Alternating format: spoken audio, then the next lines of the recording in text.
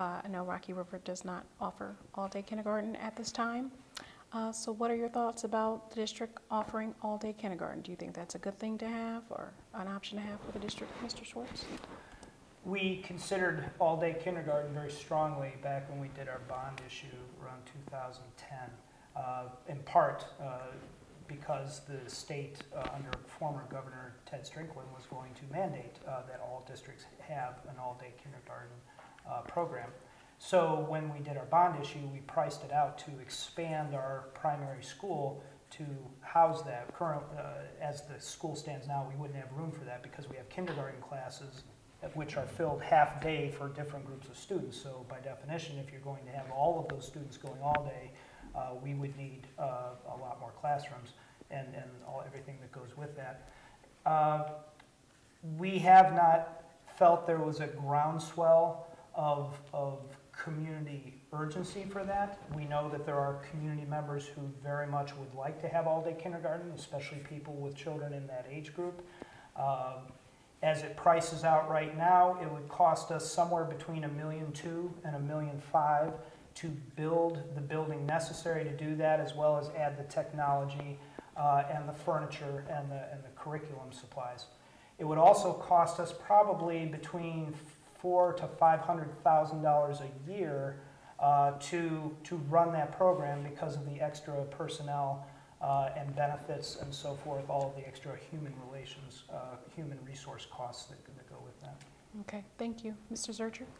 Yeah, I think in theory it's a great idea. If you have kids that are kindergarten age, it'd be nice to have them go all day. In saying that, I have 3 kids. One of them went to all-day kindergarten at St. Thomas Lutheran. He did very well with it. I had another kid that I think if he would have went to all-day kindergarten, it would have just been too much for him. It would have been overwhelming.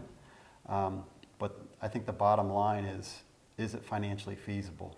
And it's like Scott just mentioned the numbers, and that's pretty expensive. And I think unless we definitely have the community pushing for it, and the majority of the community really pushing for it and saying this is definitely what we want, I would probably be against it.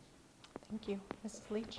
As I'm out walking the streets, talking to the neighbors and all about the campaign, I'm feeling like there might be a groundswell. A lot of people talk to me about all-day kindergarten, saying they want it. A lot of single parents, a lot of 2 working parents, they seem to want all-day kindergarten. I think kids are expected to do so much more than they maybe were even 10 years ago. I appreciated having my kids home. I liked having them home. But I also have come in contact with younger kids, and they are sponges at that age. And knowing what I know, seeing how smart they are by having so much into them at such a young age, I might send my kids to all-day kindergarten because I've been very impressed with how much they learned at such a young age. Okay, thank you. Mrs. Olander? Once again, as a school board member, our role is to make sure that education is delivered in the community, not only according to state mandate, but according to community values. So if this is a community value in Rocky River, and if this is something that is wanted and needed, and there's the research that shows that it makes a difference, that it helps, and the community is willing to invest in that, there's a huge cost-benefit analysis. It's a significant investment, as Mr. Swartz said. But if this is what the community wants, needs, and is willing to make that investment, then that's our job to provide it. Okay. Mr. Swartz, was there any follow-up? I think it's easy for someone to say, yes, I want that. You could bring up just about any topic that would be something we don't do now, and there would be a, yes, I want that.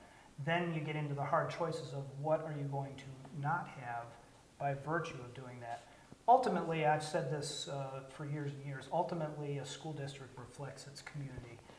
It may not match up exactly in time because those things have a period of developing, but ultimately a school district reflects its community.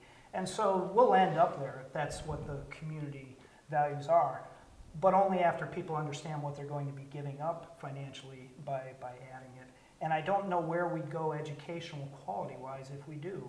Look at our scores for K-3 on literacy. We can't get any better. So it's really not an educational decision. I don't think it would be more of a providing a service to our young family members. Okay, thank you. Is there any follow-up? Okay.